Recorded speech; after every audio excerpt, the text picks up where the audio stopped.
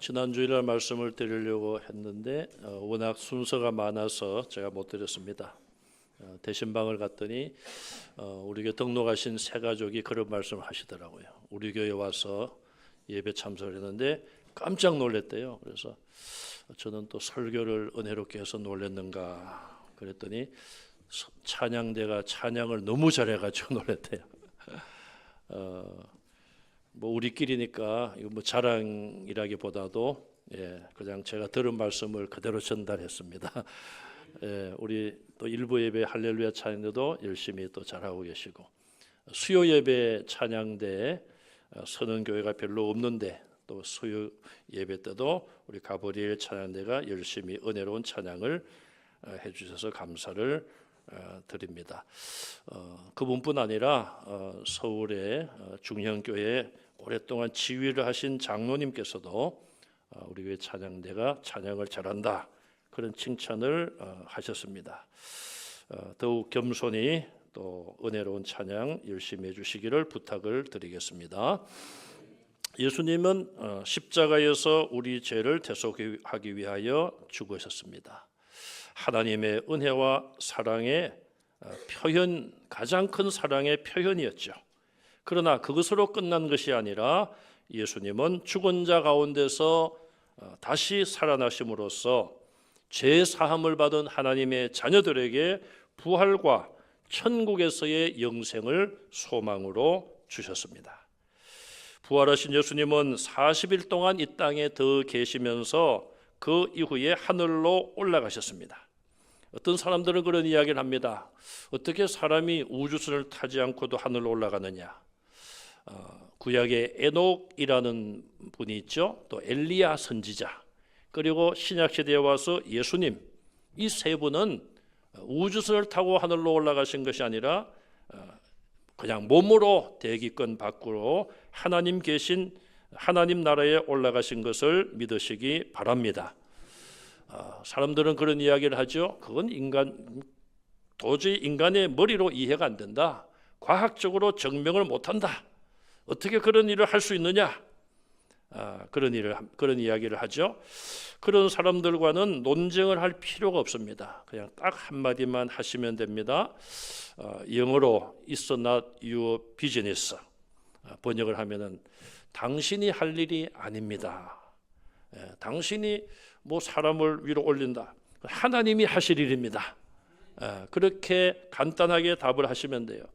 왜 하나님 하실 일을 사람이 산 사람이 어떻게 올라가지? 예수님 부활하시면은 다 부활 아니라 재림하시면은 우리 죽은 자들이 다 부활하여 주님과 함께 하늘로 올리어 간다는데 어떻게 가능한가? 하나님이 하실 일이고 전능하신 하나님이 그렇게 하실 줄 믿으시기 바랍니다. 예수님은 40일 동안 지나시고 제자들을 떠나 하늘로 올라가셨는데 언제까지 이별일까요? 그 당시에 예수님께서 제자들과 이별을 하시고, 뭐 이건 가정입니다. 앞으로 약 500년 후에 주님이 오신다 가정했을 경우에 2500년 가까운 그런 이별의 기간을 제자들과 사랑하는 사람들과 가지게 된 것이죠. 그러니 예수님께서 40일 후면은 하늘로 올리워 가시기 때문에 예수님의 그 40일 동안은 매우 바쁘셨다, 그렇게 볼 수가 있어요. 드라마나 또 여러분들 현실 속에서 부모님이 세상을 떠나실 때에 무슨 말씀을 남깁니까? 남편이 세상을 떠나면서 여보 그동안 고마웠어. 당신 나를 만나서 고생밖에 한 것이 없어. 미안하오. 그런 말을 남길 수도 있겠죠. 또 얘들아 내 엄마를 잘 부탁한다. 혹은 거꾸로 아내가 먼저 갈 경우에 또 거꾸로 그런 말을 남길 수가 있겠죠. 예수님은 부활하신 이후에 어떤 일을 하셨습니까? 첫째로 부활하신 몸을 제자들에게, 다른 사람들에게 나타내 보여주셨습니다. 우리가 지난주에도 읽었습니다마는 한 번 더 읽겠습니다. 고린도전서 15장 4절에서 8절을 읽겠습니다.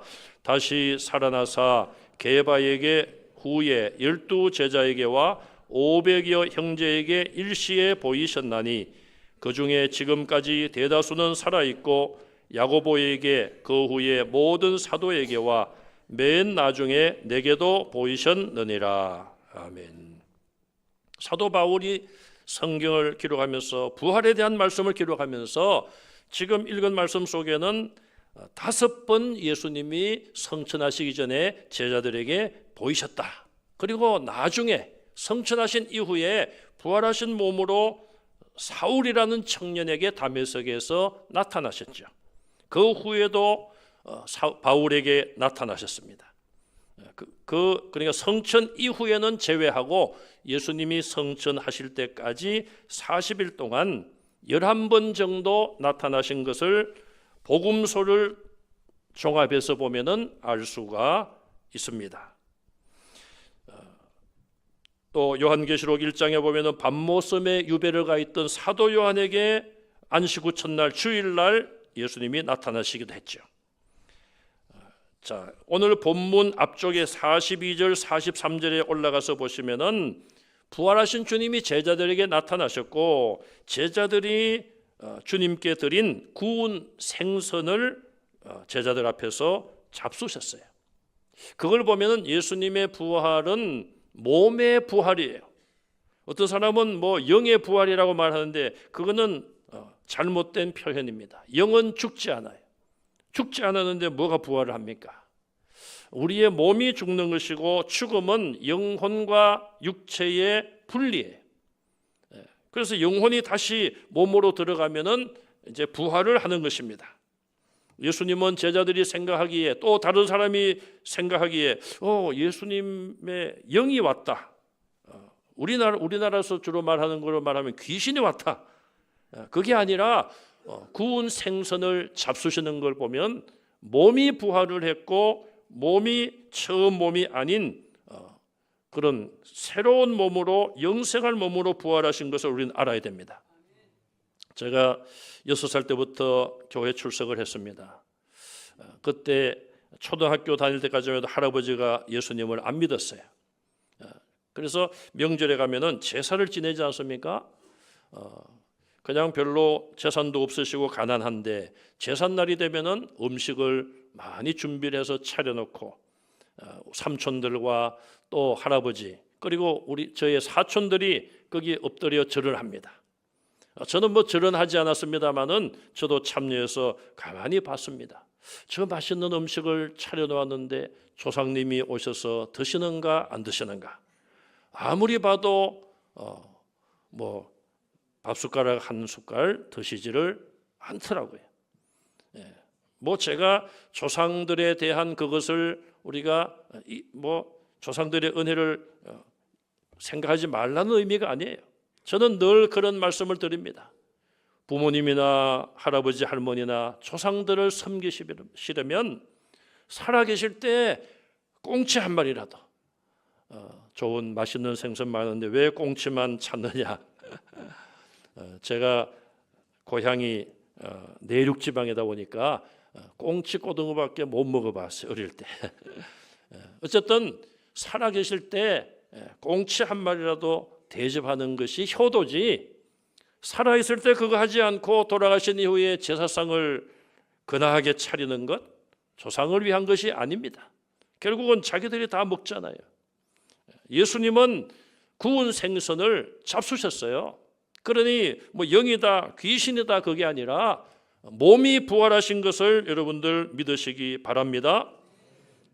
저와 여러분들은 언젠가는 세상을 떠날 수 있을 것이고 주님 재림하실 날에 영생할 몸으로 예수님과 같은 그런 몸으로 부활할 것을 믿으시기 바랍니다. 예수님은 이처럼 여러 차례에 걸쳐서 제자들에게 부활하신 몸을 보여주시면서 그들이 예수님의 부활을 믿도록 하셨습니다. 두 번째로 예수님은 평소에 제자들에게 하신 말씀 구약 성경에 예언된 것이 다 이루어졌음을 상기시키고 있습니다. 44절에 보시면 너희에게 이미 말을 했다.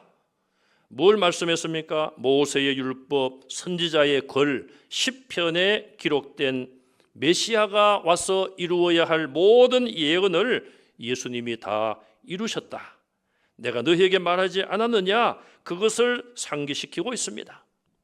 제자들은 3년 동안 예수님을 통하여 그런 모든 메시아에 대한 예언과 예수님이 앞으로 잡히시고 죽임을 당하고 부활하신다는 말씀을 직접 듣기도 했지만 그 모든 말씀을 마음에 간직하지 못하고 잊어버리고 있었어요. 예수님은 다시 그 말씀을 기억하게 하시고 그 모든 예언대로 내가 죽었다가 부활했음을 증거하셨습니다. 세 번째로 예수님은 제자들의 마음을 열고 성경을 깨닫게 하셨습니다. 막달라 마리아가 빈 무덤을 보고 천사의 말을 듣고 제자들에게 달려가 예수님의 부활의 기쁜 소식을 전했습니다. 베드로와 요한이 달려와서 빈 무덤을 확인하고 세마포와 수금만 놓여 있는 것을 보게 됩니다. 요한은 그것을 보고 예수님의 부활을 믿었습니다. 그럼에도 불구하고 그 부활이 성경에 예언된 것을 이룬 것으로는 알지를 못했어요.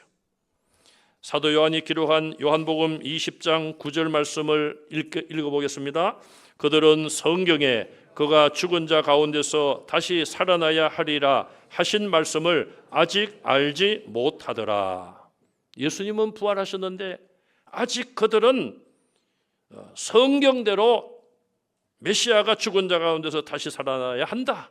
그 말씀을 아직까지도 알지 못하고 있었다. 그렇게 사도 요한이 기록을 했습니다. 그래서 주님은 45절에 보면은 제자들의 마음을 열게 하셨습니다. 제자들의 마음을 열고 성경을 깨닫게 했어요. 어떻게 마음을 열게 하셨을까? 아마 여러 가지 주님이 직접 역사할 수도 있지만은 하나님 아버지께 성령을 구하여 성령께서 저들의 마음을 열어주십시오. 그렇게 기도했다고 생각할 수가 있겠죠. 왜 마음을 열어야지 성경을 깨닫게 됩니까? 디모데후서 3장 16절 말씀을 읽어보겠습니다. 모든 성경은 하나님의 감동으로 된 것으로, 성경 모두는 다 하나님의 감동, 다른 말로 하면은 성령의 주신 영감으로 기록된 것을 믿으시기 바랍니다. 옛날에는 신학교에서 성경에 대하여 이렇게 가르쳤습니다. 하나님이 불러주시는 대로 적었다. 축자 영감이라 그런 말을 쓰면서 가르쳤어요. 그러나 그 후에는 가르침이 바뀌었습니다. 하나님이 불러주시고 받아쓰기 하는 그런 식이 아니라 하나님께서 저자의 마음과 생각을 다 주장하셔서 하나님의 뜻을 오류 없이 기록하게 하셨다. 그것이 바로 하나님의 감동, 성령의 영감을 받았다는 의미입니다. 자, 그러면 성령의 영감을 받아서 기록된 성경이라면 그 성경의 정확한 뜻은 어떻게 해야지 깨달을 수가 있을까요? 인간의 지혜나 지식이나 인간의 이성, 인간의 생각, 그것으로 성경을 보고 해석하는 것이 아니라 성경을 읽고 듣고 쓰고 공부할 때에도 똑같이 성령의 역사하심, 성령의 감동과 깨닫게 하심이 있어야지만 하나님의 뜻, 성경을 바르게 해석함을 믿으시기 바랍니다. 그러므로 우리는 성경을 읽거나 듣거나 기록할 때나 또 하나님 말씀을 들을 때에 기도하는 마음으로 하나님 앞에 기도해야 돼. 하나님 말씀을 듣습니다. 말씀을 읽습니다. 나의 영적인 눈을 열어서 깨닫게 해 주십시오. 시편 119편 18절에 보니까 그 저자는 이렇게 기도했습니다. 같이 읽습니다. 내 눈을 열어서 주의 율법에서 놀라운 것을 보게 하소서. 아멘. 내 눈을 열어주십시오. 이 말은 육신의 눈을 여는 것이 아닙니다. 우리가 대부분 시각장애가 없는 분들은 사물도 다 바라보고 성경도 읽을 수 있습니다. 똑같은 성경을 읽지만 그냥 인간의 육신의 눈만 가지고 읽는 것과 성령의 감동으로 우리의 영적인 눈을 하나님이 열어주셔서 성경을 읽고 보는 것은 많은 차이가 있는 것이죠. 우리가 하나님 말씀을 읽고 들을 때마다 이 시편 저자의 기도처럼 하나님, 내 영혼의 눈을 밝혀주십시오. 내 마음을 열어주십시오. 하나님의 진리의 말씀을 깨닫게 하시고 그 놀라운 하나님의 뜻을 깨닫게 해주십시오. 기도하는 여러분들이 되시기를 간절히 바랍니다. 성경은 하나님이 우리에게 주신 놀라운 선물입니다. 성경 안에는 모든 하나님의 뜻과 하나님의 구원의 비밀이 적혀 있습니다. 과거의 역사, 왜곡된 역사가 아니라 사실 그대로 모든 것을 기록한 것이 바로 성경이며, 하나님은 이스라엘의 그 모든 역사 가운데서도 우리에게 하나님의 구원의 은혜와 사랑을 교훈하고 계십니다. 오늘 본문 앞쪽에 13절에서 32절까지 올라가서 보시면은 엠마오로 가는 두 제자가 있었습니다. 그들은 예수님의 제자였었는데 예수님이 십자가에 죽으시고 무덤에 들어가시자 좌절과 절망에 빠져 있었습니다. 들려오는 소문은 그 예수님이 부활했다고 하더라, 몇 사람이 보았다고 하더라 그런 소문만 들었습니다.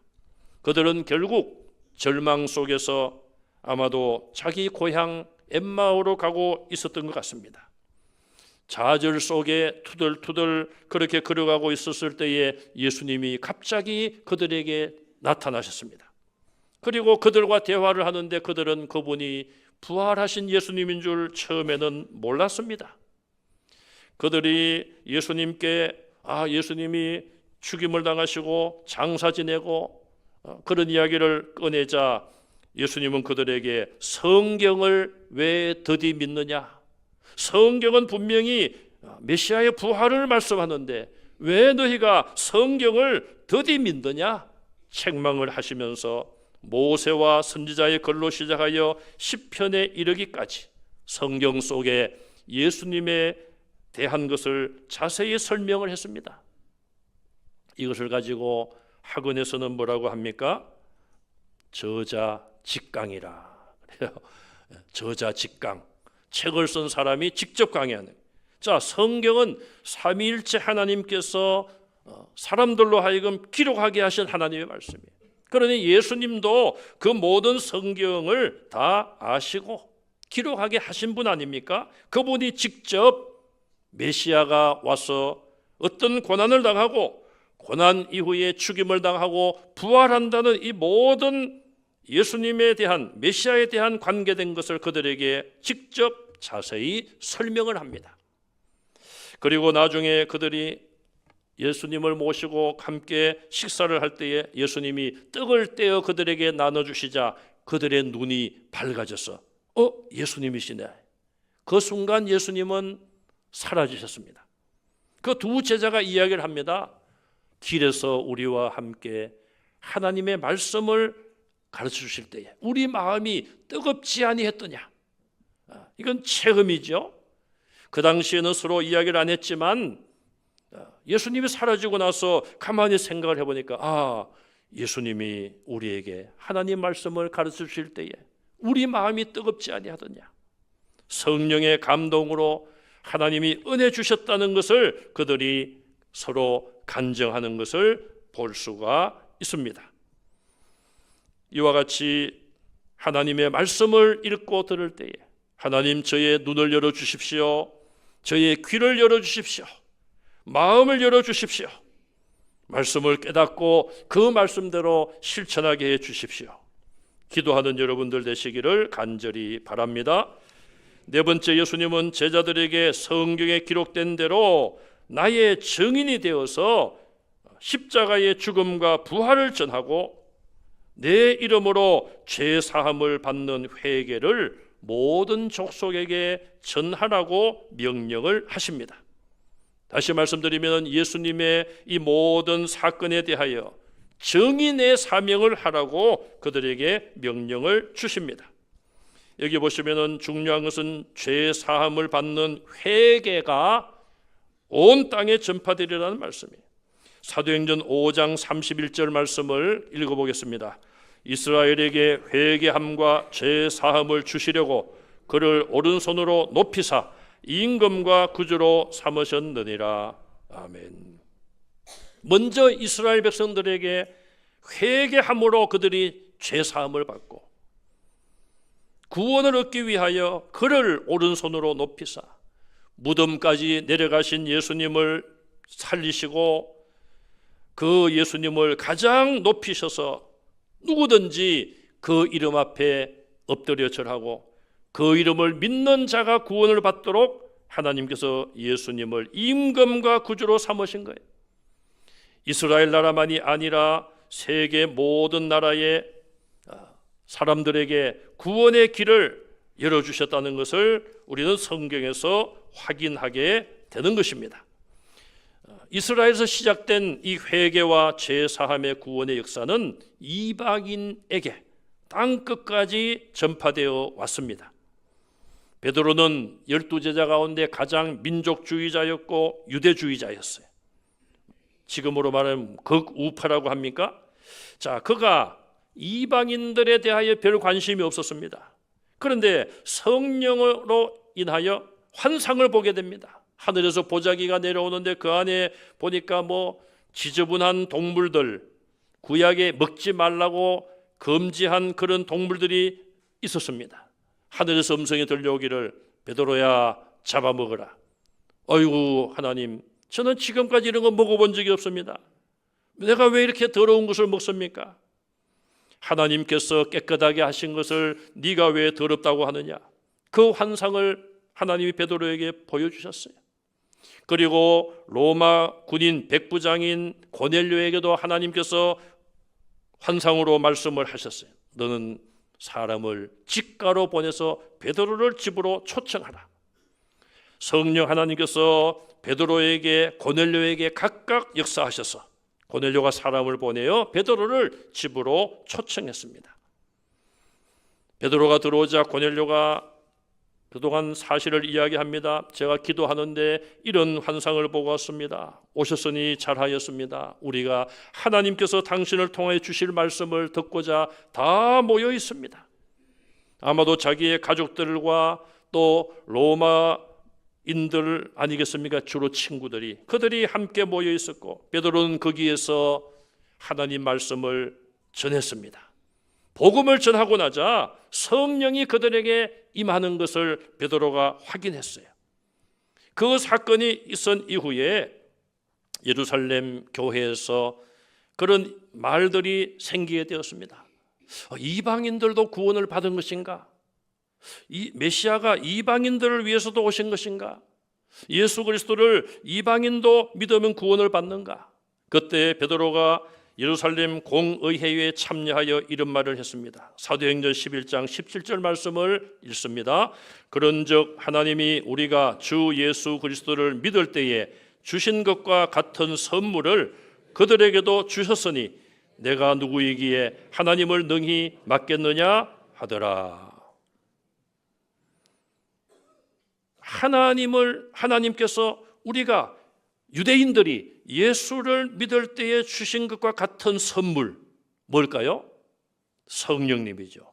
성령님을 그 이방인들, 로마 군인 백부장 고넬료와 그의 가족들과 그의 친구들, 그들에게도 다 성령을 선물로 주셨다.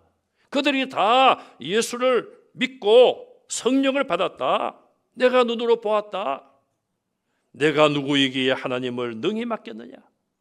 하나님께서는 베드로의 민족주의를 깨뜨리신 것을 믿으시기 바랍니다. 우리는 복음 앞에서, 복음은 국경도 없고 민족주의도 없는 것이죠. 사실 저와 여러분들도 이스라엘로 따지면 이방인 아닙니까? 우리가 이방인에게 주신 하나님의 은혜로 구원을 얻었기에 우리는 다른 민족을 차별하지 말아야 되고 누구에게나 똑같은 주님의 사랑으로 그들을 대하며 그들에게 복음을 전해야 될 줄로 믿으시기 바랍니다. 이사야서 49장 6절 말씀을 한 번 더 이렇게 보겠습니다. 그가 이르시되 내가 나의 종이 되어 야곱의 지파들을 일으키며 이스라엘 중에 보존된 자를 돌아오게 할 것은 매우 쉬운 일이라. 내가 또 너를 이방의 빛으로 삼아 나의 구원을 베풀어서 땅끝까지 이르게 하리라. 아멘. 자, 이런 모든 흐름은 이미 구약의 이사야 선지자를 통하여 예언한 것입니다. 이 마지막 부분에 너를 이방의 빛으로 삼아 나의 구원을 베풀어 땅끝까지 이르게 하리라. 여기 땅끝이 나오죠? 우리나라의 땅끝 마을은 어디에 있습니까? 해남에 있죠. 우리 지구의 땅끝은 어디입니까? 없습니다. 지구는 둥그니까. 땅끝까지 이르러 내 정인되라. 사도행전 1장 8절에 주님이 하신 말씀과 똑같죠? 너희가 권능을 받고 예루살렘과 온 유대와 사마리아와 그 다음에 어디예요? 땅끝까지 이르러 내 정인이 되리라. 자, 예수님 말씀과 똑같은 말씀이 이사야서 49장 6절에 나오지 않습니까? 땅끝까지 이르러 이방의 빛으로 삼아 하나님의 구원을 베풀리라. 하나님은 이미 구약 시대에도 이스라엘 백성들에게 그들만 구원하신 것이 아니라 그들을 통하여 다른 민족도 구원 얻는 사명을 주셨어요. 그런데 그들이 그 사명을 깨닫지 못하고 그 사명을 감당하지 못함으로 이제 메시아가 오셔서 우리의 죄를 대속하셨고 이제는 예수 그리스도의 이름을 전하여 땅끝까지 전하여 구원받게 하신 것입니다. 이제는 예수님께서 이렇게 5가지 정도의 일을 하시고 하늘로 올라가시게 되었습니다. 50절 51절에 보시면은 마지막으로 제자들을 축복하시고 하늘로 올려져 가셨습니다. 제자들은 사도행전 1장 10절에 보니까 하늘로 올려가시는 예수님을 자세히 쳐다보고 있었어요. 그때의 두 천사가 갈릴리 사람들아 어찌하여 너희가 서서 하늘을 쳐다보느냐. 너희 가운데 하늘로 올려지신 이 예수는 하늘로 가심을 본 그대로 오시리라. 말씀을 그들이 듣게 됩니다. 52절 53절에 보시면은 이제 제자들은 하늘로 올라가시는 예수님께 경배를 하고 큰 기쁨으로 예루살렘으로 돌아옵니다. 이제 더 이상 슬픔은 그들에게 없습니다. 더 이상 숨어 있을 이유도 없습니다. 십자가에 못 박혀 죽으신 예수님은, 무덤에 들어가신 예수님은 분명히 살아서 그들에게 똑똑하게 보여주셨습니다. 11번에 걸쳐서 부활의 주님을 나타내 주셨고 이제 그들이 깨닫지 못했던 것을 말씀으로 그들에게 깨닫게 해 주셨고 마지막에는 그들에게 증인이 되라는 분명한 사명을 주셨습니다. 그러므로 이제 그들은 낮에는 성전에 모여 기쁨으로 찬송을 부르며 밤에는 아마도 마가 요한의 다락방에 가서 기도했을 것입니다. 그래서 사도행전 2장에 보면 10일 예수님 성천하시고 10일 동안 그들이 모여서 한 마음으로 기도에 힘썼고 10일이 지나 오순절날 성령의 강림으로 그들이 한 사람 한 사람 120명 모두가 성령의 세례를 받고 완전히 새 사람이 되었습니다. 그리고는 그들이 방언으로 외국말로 외국에서 온 자기 동족들에게 외국말로 나가서 전도하기 시작을 했습니다. 그들이 전한 것은 무엇이겠습니까? 예수님이 그리스도시다. 예수님이 그리스도 메시아로 이 땅에 오셔서 우리의 죄를 대신하여 십자가에서 죽으시고 3일 만에 부활하셨다. 그분은 부활하신 몸으로 하늘로 올라가셨고 다시 이 땅에 오실 것이다. 그 복음을 담대하게 전거한 것을 믿으시기 바랍니다. 오늘 여러분들 앞에 어떤 어려움이 있습니까? 여러분들을 맡고 있는 것이 무엇입니까? 태산이 여러분들을 가로막고 있습니까? 육체적인 어려움, 건강의 어려움, 물질적인 문제, 자녀의 문제, 우리의 모든 어려움과 고난, 우리의 모든 질병, 우리 주님께서 이미 십자가에서 채찍에 맞음으로 우리가 나음을 얻고 피 흘려 죽으심으로 우리의 죄가 씻음받은 줄 믿으시기 바랍니다. 이제 우리는 부활의 신앙으로 무장하여 나의 약함과 부족함을 하나님께 맡기고 부활의 신앙으로 다시 담대하게 일어나셔서 우리를 넘어뜨리려고 하는 모든 것들을 맞서서 싸워 승리하시기를 바랍니다. 그리고 아직도 이 부활의 기쁜 소식을 모르는 자들, 죄와 사망의 종으로 살아가는 사람들에게 부활하신 예수님을 담대하게 증거하는 부활의 증인으로 살아가는 성도들이 다 되시기를 주님의 이름으로 축원합니다. 아멘. 기도하겠습니다. 하나님 은혜를 감사합니다. 죄와 사망의 종로를 하던 우리를 구원하기 위하여 예수님의 십자가의 대속의 죽음을 허락하시고 죽음을 이기고 부활케 하신 하나님 감사합니다. 우리 모든 성도들 부활의 신앙으로 무장하여 모든 어려움과 고난과 역경을 이겨내고 끝까지 믿음 지키는 성도들 되게 하여 주시옵소서. 우리 모든 성도 한 사람 한 사람에게 성령의 강림을 허락하시고 성령의 세례와 성령의 충만함으로 역사하여 주시옵소서. 사랑하는 가족들과 친구들과 친지들 이웃들에게 부활의 기쁜 소식을 증거하는 부활의 증인들 되게 하여 주시옵소서. 예수님 이름으로 간절히 기도하옵나이다. 아멘.